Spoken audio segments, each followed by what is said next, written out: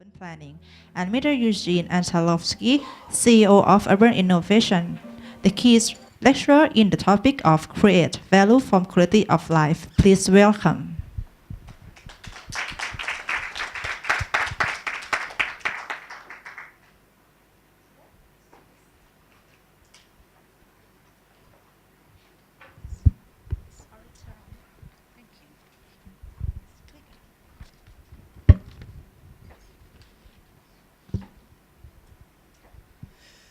Well, good afternoon, gentlemen and lady.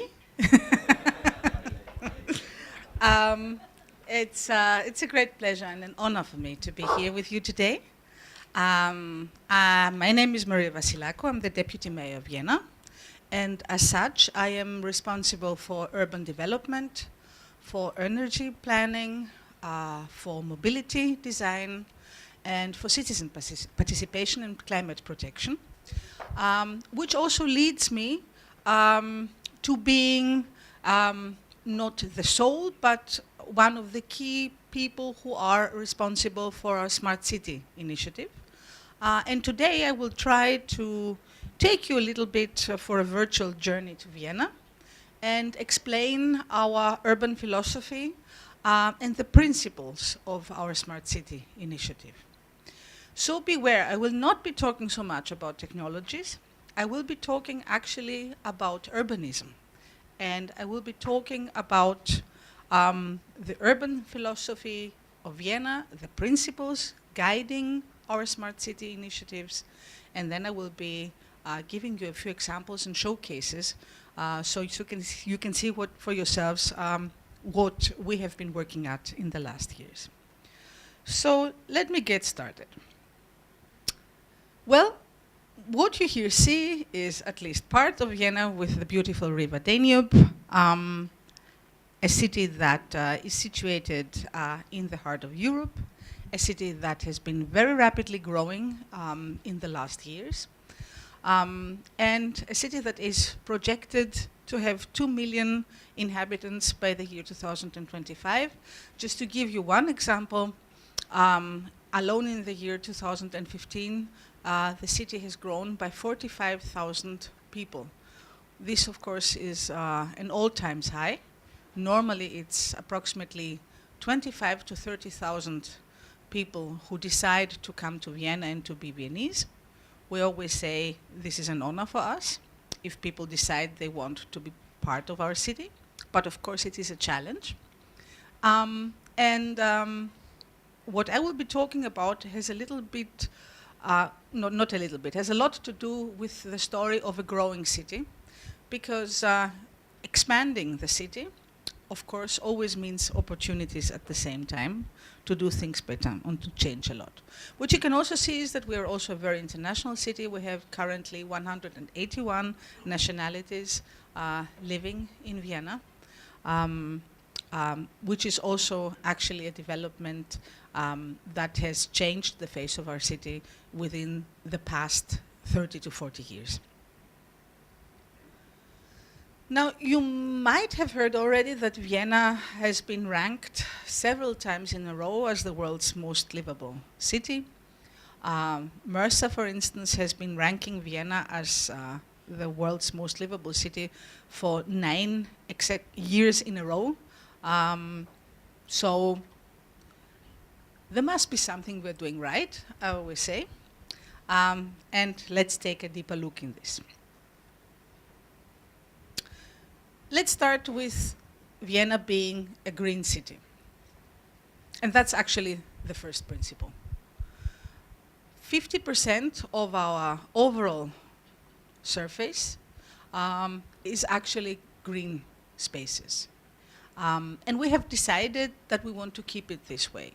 So it's many years from now that the City Council decided that although we are growing, we want to grow in a way that preserves our green spaces. And we not only want to preserve our green spaces, we also want to expand them. So we also keep creating new green spaces. One second very important decision going together with this is we have agriculture within the city borders. and we decided we want to keep it this way. Now, you can see here 3 million bottles of excellent white wine, predominantly white wine, produced within the borders of Vienna. But it's not only about wine. We have production of several sorts of vegetables. And within the season, we are able to cover 100% of our needs out of our own production. About 1/4 of the needs of the whole city throughout the year. Just to give you an example, in cucumbers and tomatoes, for instance. We consider this once again to be very, very important in terms of resiliency. Many cities are right now engaging into agricultural and food programs to bring agriculture back to the city. So I think that it is a very smart idea, wherever you already have agriculture, to keep it this way. But of course, then once again, this means deciding very early where do we want the city to grow and where we do not want it to grow. In our case, we have taken the decision that is renewed every 10 years by the city council, that there are some areas that are now used for agriculture that are designated for future urban development. But apart from these areas, we do not want to allow for urban development. And this also means, of course, that within these areas, we want the city to grow in a very, very dense manner. But I will be talking about density and quality in a few minutes from now. So the first aspect is keep the city green or make it green wherever possible. But then how do you plan actually for urban quality? And as a matter of fact, maybe I should also explain, what you're seeing here is the new university campus of the Vienna Economic University that was opened a few years ago. And it's just one example of new developments in Vienna from the last 2 decades that are changing the face of the city. And then, how do you make a city smart and resilient? So let's look deeper into the principles. Smart a la Vienna, as we say, means first and foremost realizing that a smart city has to rely on several pillars. The first pillar has to do with the conservation of resources. So when we're talking about a smart city, we're talking about an efficient city that offers the highest possible degree of quality of everyday life with the lowest possible degree of energy and resource consumption. The second idea is we want quality of life for everybody. We say there is nothing smart about poverty, nothing smart about growing inequality. So if we're talking about a smart city, we should never actually forget about the lives of people in everyday life. And that means that whatever we do should take a look at environmental aspects and issues, but it should also take a look into the reasons for poverty or unemployment, and also try to give answers to these issues. And the third aspect is, yes, it is about innovation, and yes, it is about new technologies, but why actually? You see, the reason we always say, we're all talking about new economy and all talking about innovation and all talking about smart digital initiatives. But then why? Not only because it's a chance for employment, but also because it is a chance to improve everyday life for so many people. It is a chance to combat poverty, and it is a chance to improve the environment. So what we say in Vienna is innovation is a way, is a tool to improve the lives of people in everyday life.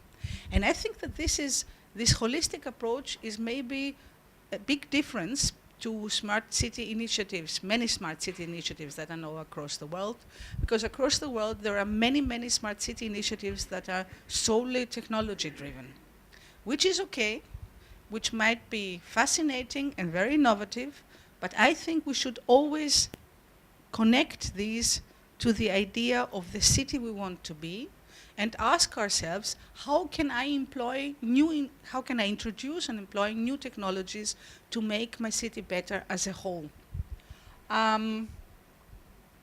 Also, what you here see actually is a new development of office spaces and commercial spaces very, very near the new central station, railway station of Vienna, which is also a very, very good practice, not only in terms of architecture.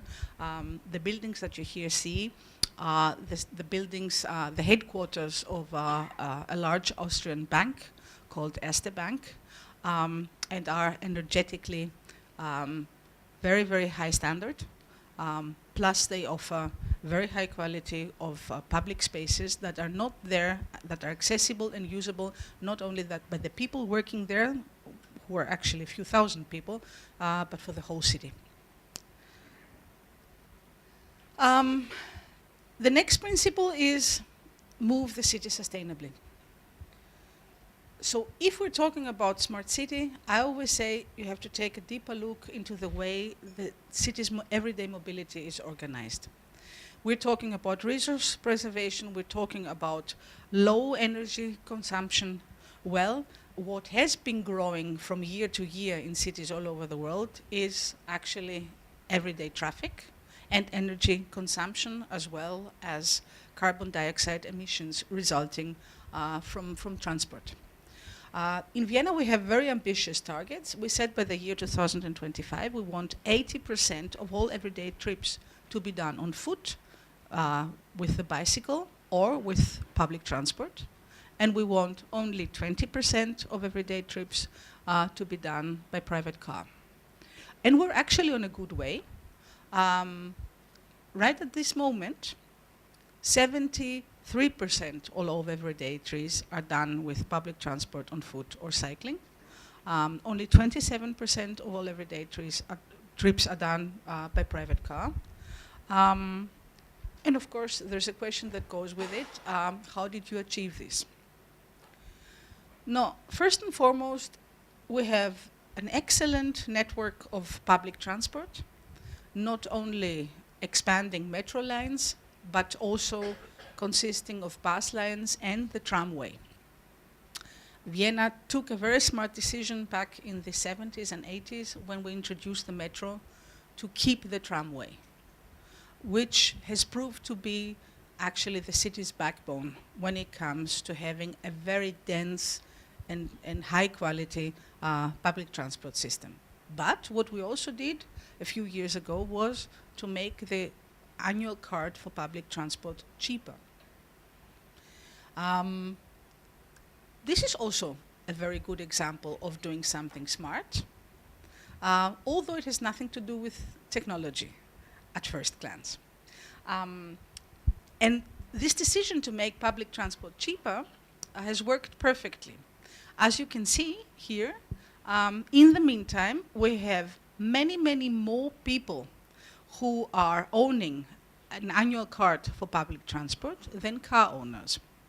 Car ownership has been actually stagnating within the past decades, whereas annual card holders, well, we introduced the cheap annual card back in the year 2012, and up to now, we already have, actually, as a matter of fact, this is not an actual figure, we're at about 800,000 annual card holders.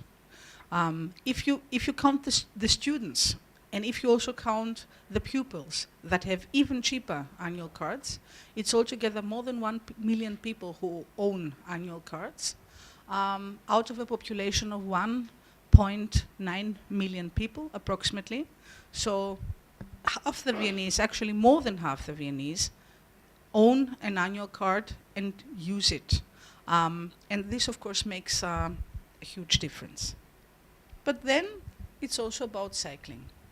Now, Vienna has already, in the meantime, approximately 1,400 kilometers of cycling routes, and we keep expanding them each year. We keep constructing approximately 20 to 24 kilometers new cycling routes each and every year. And this is also something that I think is worthwhile investing. I mean, Bangkok is, of course, a huge city. But as far as I know, you are not only from Bangkok, you come from other parts of the country as well. And just to give you one figure, we all know that about 10% of all everyday trips are shorter than 1 kilometer. So there is lots of mobility within a city of medium size that can be actually done via cycling.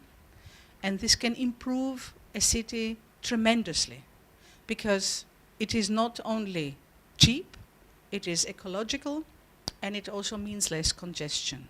So and it means investment, but not huge investment. So if there is interest, on your behalf, we can be talking a little bit about cycling later on.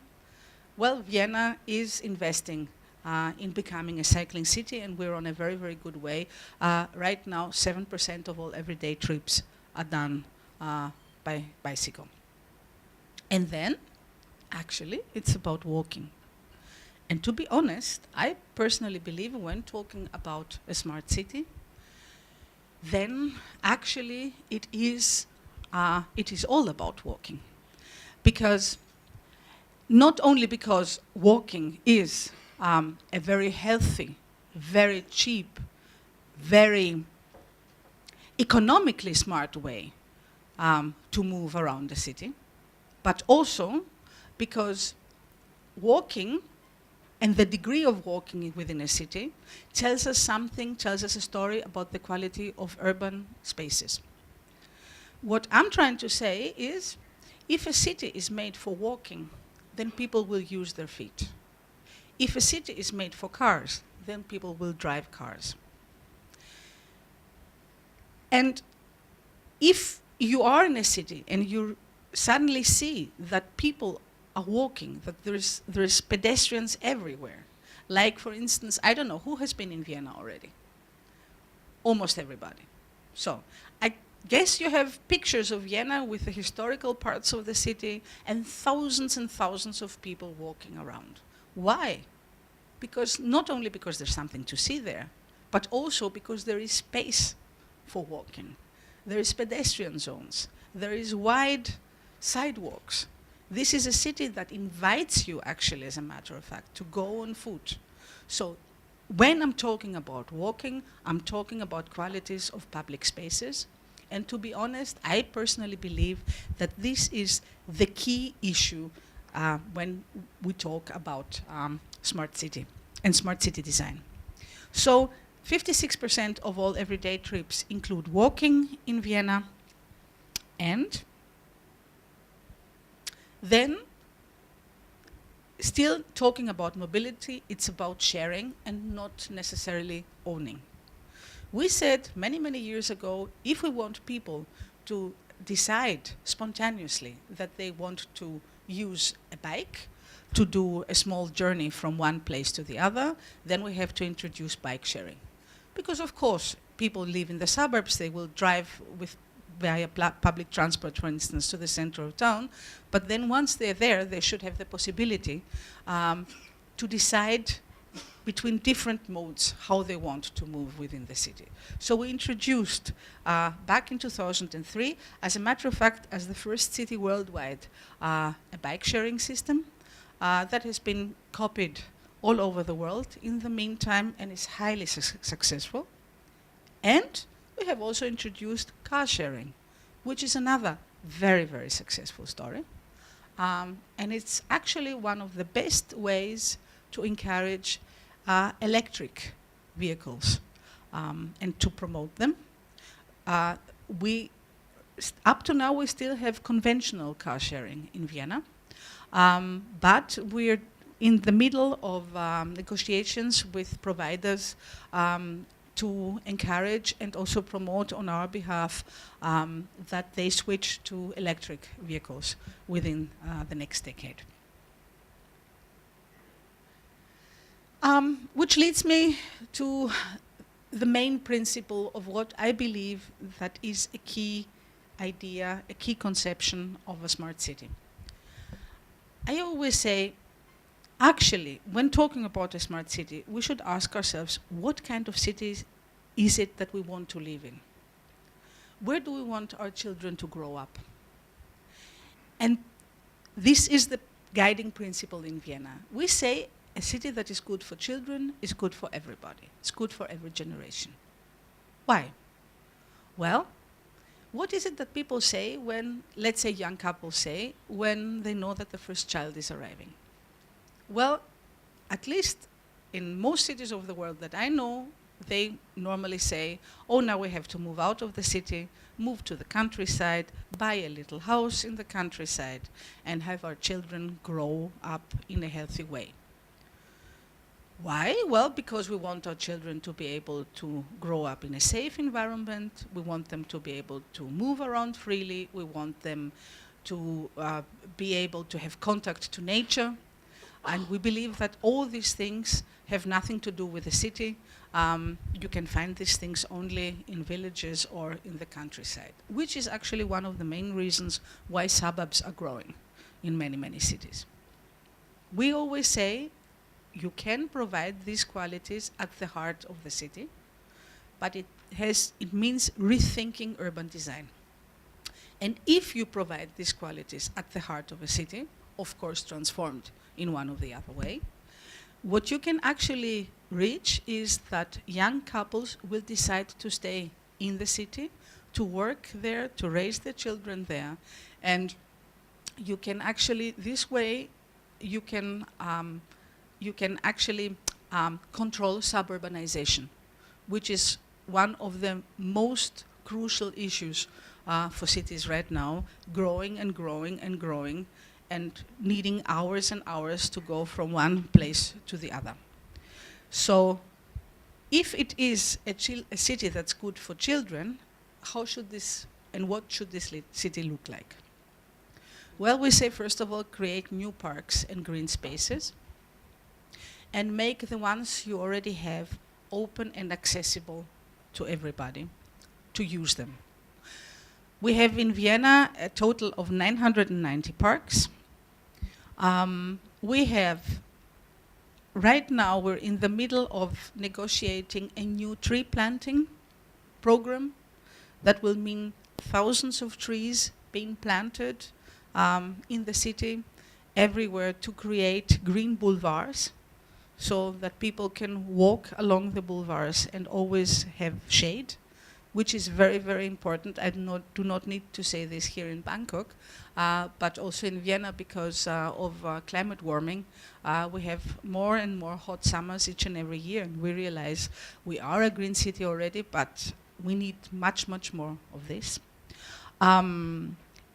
It's also about green facades and green roofs. We also have a strategy that we want every Viennese to be able to reach the next green space within 250 meters, regardless where they live. So this means not only creating new green spaces, but creating them strategically and having a plan that you pull throughout the city, so that everybody can reach a green space. Remember, I was talking about children before. It really has a lot to do with this. Having the possibility to take your child for a walk for, let's say, 3 minutes, reach the next park, even if it's a very small one, even if it's a pocket park, and give it the opportunity to move around freely and enjoy outdoor life. So this is all that it is about. And one last issue, what you here see is actually something that was not allowed in Vienna about 15 years ago. About 15 years ago in Vienna, you were not allowed to have a picnic in a park. So sometimes it's about looking at things closely and taking smart decisions that will change the city. Because we had the parks, but you were supposed to sit at the benches and look at the green spaces. You were not supposed to use them, right? And if you decided to sit on the lawns, there would be very polite men who would come in uniform and tell you, you should move because you're not allowed. This was a very, very huge issue about 15 years ago. And then we took the decision that we want to change it. And lawns are open to play, even to play ball, to sit there, to have a picnic. Of course, if you go this direction, you need management because you have conflict, because you have different types of uses and different interests, and you need some kind of management, which we have. We have management right now, right now in almost all parks in Vienna.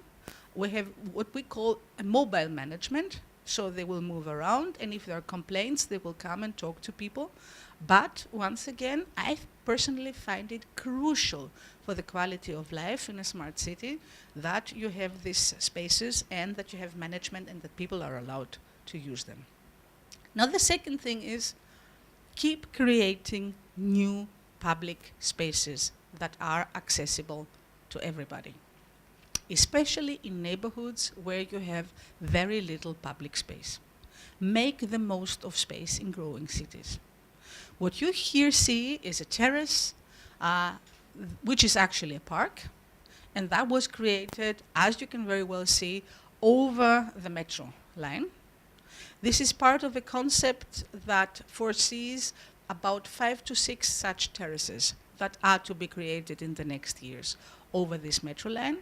And it was created at a district in Vienna that is extremely dense, with very little green spaces and very little public spaces, as an answer to, well, yeah, that's very nice ideas that you have, but where the hell do we create something new? So I always say, oh, there's so many possibilities that you have, but you have to think smartly and you have to look at things closer. The quote here is by Jane Jacobs, a wonderful American architect who said many years ago, the outside of the buildings is the inside of the city. That has been very influential to my thinking, because what we all tend to do in cities is to concentrate on new developments, to concentrate on architecture, to concentrate on the quality of buildings, but we always tend to forget about the quality of public spaces. But the city actually materializes in public space. This is where the city happens. This is where we encounter each other. This is where we all move each and every day. And once again, if it is designed beautifully, we will decide to move on foot. If it's ugly and stressy, we will most probably take our cars and try to hide away, in a sense, from the city. So this is why I always point out that when we're talking about a smart city, we're actually talking about smart public spaces. How do you know that a public space is great? Well, a great public space is where people slow down their pace because there's something to experience and they love it. And just to prove for yourselves, can you detect anything smart here? Do you like it like this? Or do you like it like this? Right. Would you go for a walk here? Or would you go for a walk there? So, this is what it looked like. And this is what it looks like today. Exactly the same street. Which is, as a matter of fact, the longest shopping street of Central Europe, Maria-Hilfer-Straße, which we redesigned and turned into a pedestrian zone a few years ago. There were discussions, there was controversy, there were many people claiming that the shopping street will suffer damage from pedestrianization, because shopping streets need to be accessible directly by cars. We said cars do not shop anything. It is people who shop. So if you design it in a way that it is accessible by public transport, it has a metro line underneath. And You make it beautiful on the surface. Most probably, many people will decide to go there shopping than anywhere else. And this is really a success story, because after pedestrianization, it keeps having more and more customers each and every year. And then it's about sharing space. What we decided to do in Vienna is to turn each year one large street, central street, into a shared space, which means that cars are still allowed, but they are to drive slowly and carefully at about a speed limit of 20 kilometers per hour. This is good because you can still access every address by the car, but the car is not dominating anymore. It is the pedestrians who are now dominating, and what you here see is actually the street we're working at right now. It's the Rotenturmstraße. It is at the heart of Vienna. On the left hand, you can see what it looks like right now, and on the right hand, you can see what it will be looking like if you come to Vienna the following October. By October 2019, it will be looking this way.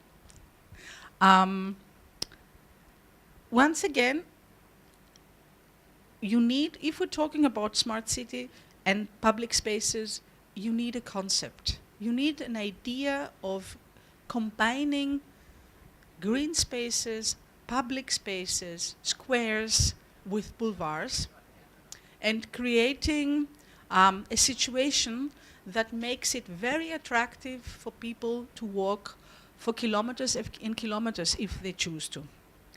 And then it's about citizen involvement. It is about involving people, and it's about encouraging people to take initiatives on themselves and to implement them. Now, what you can see here is actually nothing more than the idea of a few citizens of Vienna who were living in this very small, very narrow street with no green spaces, no free spaces, actually not really a place where you would choose to raise your children. And they had the idea to take the space that is needed to park 2 cars and to turn it into a small parklet. They did it all by themselves. They paid for it all by themselves. All we did as a city was to enable that they use this throughout the summer. And what happened, what you can actually here see, because it was just a first initiative, it is very simply done. Now, this changed actually the whole neighborhood. And it also changed the way we think within Vienna's administration of people and their ideas. Being smart means also looking out for good ideas that people have and encouraging them and supporting them to do so. In this neighborhood, this idea resulted in everybody coming to see what's happening there. It is open and accessible for everybody. It then resulted in people in other streets nearby also wanting to plant trees, to create little gardens, to do things so that they can change their neighborhood. And a few years later, we have these kinds of parklets all over the city. We created a small subsidy, and we have about 60 such initiatives all over Vienna right now. Altogether, there's been more than 200 citizens' ideas that were turned into reality. And to be honest, I think that this is also a very, very smart way to change the face of a district or of a neighborhood by involving people and letting them to implement their own ideas as well. So let's now take a look at a few very specific examples of what Smart City Vienna means. Well, thinking smart means that when Vienna decided that we need flood protection some decades ago, we did not build walls, we built an island. So what you here see, can I point something with light? Huh? Mm-hmm. Mm-mm-mm-mm. Oh, okay. I will do it here. I'm sorry because I'm just trying to point something.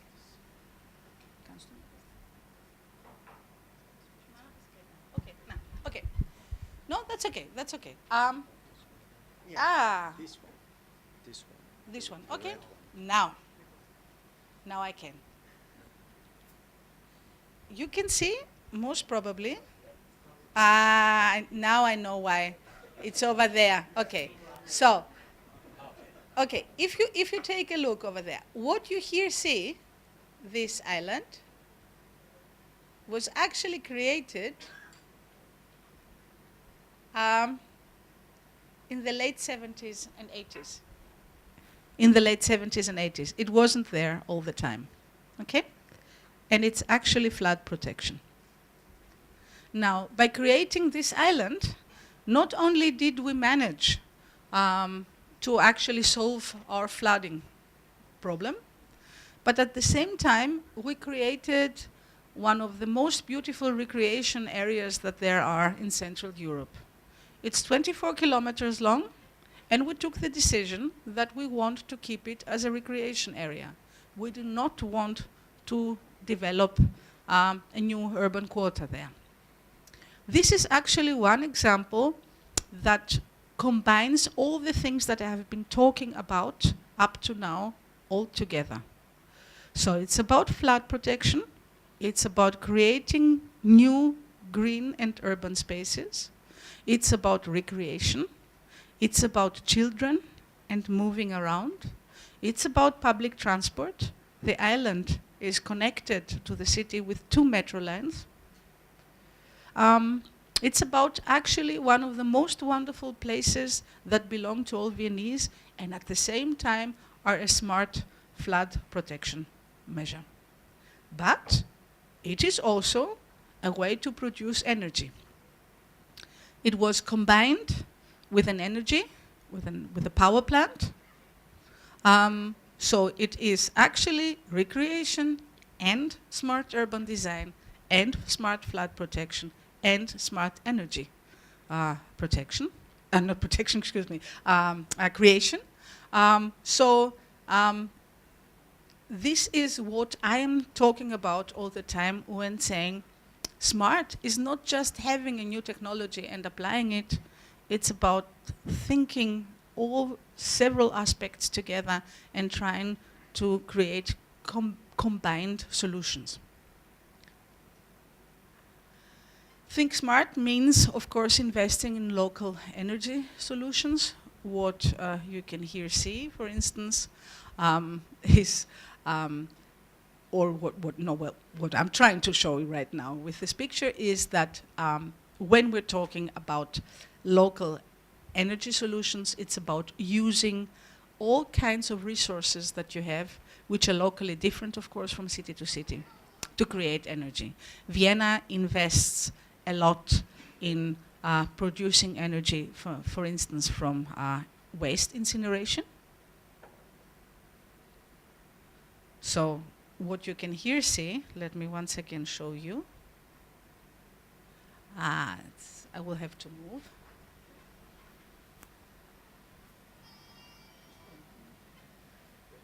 Here. What you can here see, this structure that looks a little bit like a tent, is actually where most of Vienna's waste is prepared for recycling. And whatever remains that cannot be recycled will be incinerated. Here you can see one of the 4 incineration plants that we have in the city. This one is a specifically smart example because, as you can also see, it is also an object of art. The decision was to create it and to also use it as a cultural asset It is one of the main touristic attractions nowadays, and just shows once again that being smart also means being beautiful. It means thinking about the quality of life, thinking of the people who will have to see it every day, thinking about public space, combining different aspects of politics and of everyday life with each other. At the same time, we use energy from waste incineration for district heating, which, for instance, in Bangkok could be just as well be used for district cooling. So you create energy, and what you do with it is in the end your choice. And also, one other example is creating solar power plants on roofs and other sites with citizen participation. Also a smart idea from the last decade. We have so many people that want to invest their money, and especially after the financial crisis, they want to invest their money in an ethical way and in a safe way.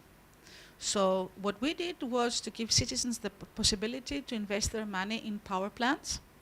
And this way we have created more than 20 citizen solar power plants up to now. Normally when we start selling one, it is sold out within 2 days. So you can see the first one was sold, as a matter of fact, within 2 hours. So you can see that there is so many resources there, and you just need to think citizens as well, and not only companies, when it comes to creating a smart city. Smart city has something to do with the reduction of energy consumption in buildings. Now Vienna is a very good case of refurbishment, even within historical buildings. Because when you have a historical building, of course, you're not allowed and you do not want to change the facade. But by doing refurbishment, for instance, by changing windows, renewing windows, and also refurbishing on the backside into the yards of the buildings, you can reduce energy by 90%, so down to 10% of what it was before. The Viennese refurbishment program is once again a success story. It's been ongoing for decades now, and there's several hundreds millions of euro that are invested each and every year in refurbishing predominantly historical buildings. And then it's about creating smart new urban quarters, which are always a window of opportunity. And it's a window of opportunity to, well, achieve several things. Yes, when we create new urban quarters, we need developers. And we need to discuss with developers what type of development we want to have. In some cases, as in Vienna, at least half of it have to be social housing. This is in Vienna like this by law, that whenever we have a new urban quarter, at least half of it has to be affordable social housing. But even if it is not necessarily affordable housing, a new urban development must always be an opportunity to improve the city, not only for the ones that will be living there, but also for the people that live in the nearby parts of the city. A new development means, for us, always assessing the city around it, looking at what is missing. In some cases, in most cases, it is a chance to create new public and urban spaces. Sometimes it's a chance to create new schools with high quality, where all children can go to. In other cases, you realize that there is weak transport infrastructure, and this is a chance to bring public transport there. You may realize that there is weak infrastructure in terms of shopping and everyday amenities. Whatever it is that you assess that is missing, it's always a chance once again to create it when you design a new urban quarter. What you here see is the smart urban quarter of Aspa, where all that you see here is actually social housing, but it's actually a quarter of mixed uses. So you have social housing, you have private housing, you have companies, headquarters there, you have offices, it's whatever belongs to a city. But it also has the lake, which was actually artificially created, and which means that this urban quarter is now not only loved by the people who live there, it is loved by all people in the surroundings who will come and use the lake as well as a place for recreation. This is why I mean new urban quarters always have to be regarded, I believe, as a city improvement as a whole. And what you can here also see is another new smart urban quarter in Vienna, where we decided to use smart materials and new energy solutions. So what you here see is 100% passive standard, and it is actually the world's largest urban quarter in passive standard. As a matter of fact, Vienna is right now the world's #1 when it comes to passive architecture in multi-story houses.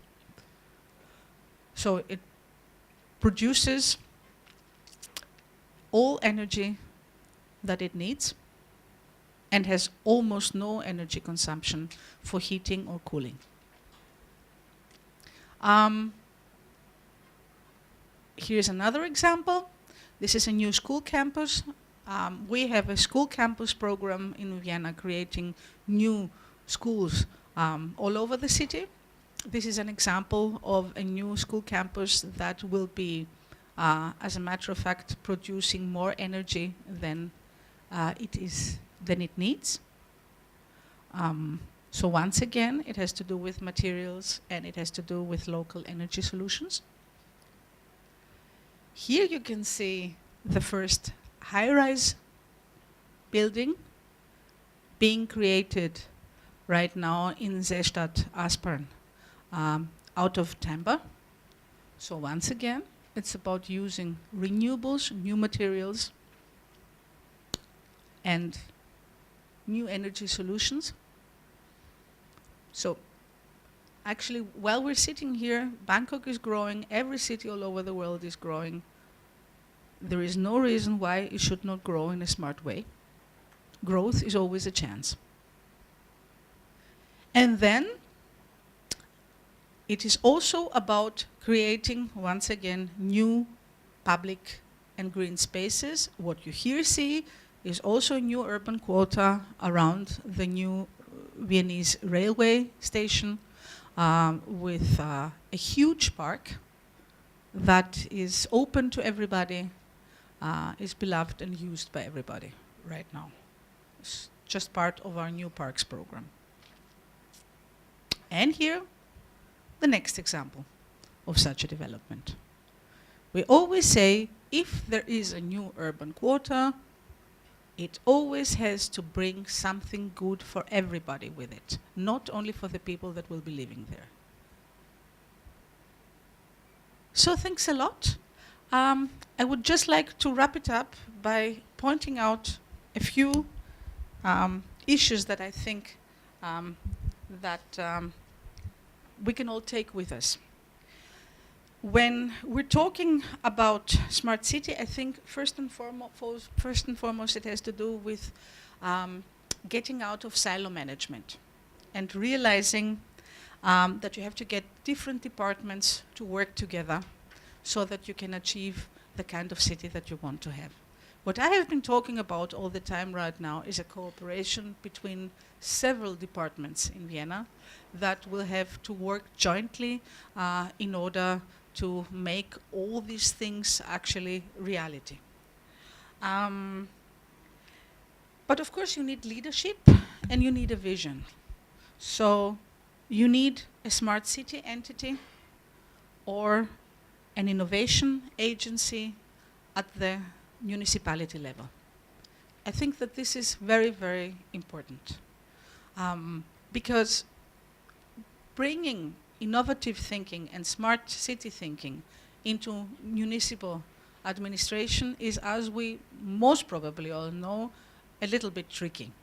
And it's not that colleagues will not be inspired. They are inspired, but still it's a matter also of educating and also of taking the lead.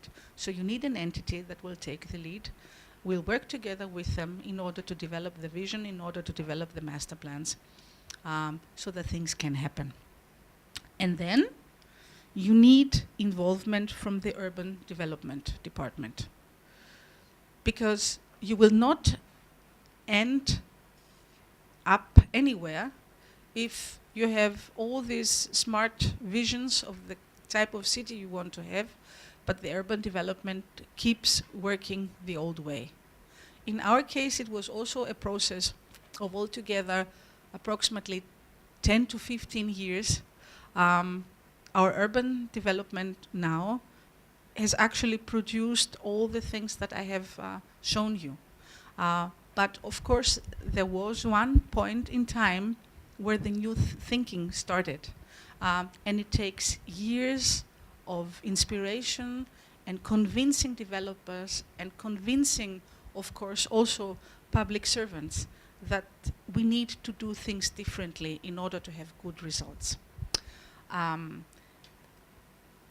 Just 15 years ago, when we had master plans for new areas, it was still like creating a rasta, right? Having streets with cars crossing everywhere and placing buildings within the rasta. Nothing similar with what I have been showing you with these vast green spaces, mostly car-free, and giving people the opportunity to move around freely and enjoy life outdoors. So yes, once again, you need involvement from the urban development department. You need to realize that every new development is an opportunity to improve the city and the urban form around it. You need the data. You need, whenever you're involved into smart city programs or projects together with companies, you need to be sure that you have access to all data collected. And in many cases, you need to collect data yourselves as well as a municipality. Vienna, for instance, took the decision last year that we do not want to be dependent on Google. So we started our own, let's say, Street View program.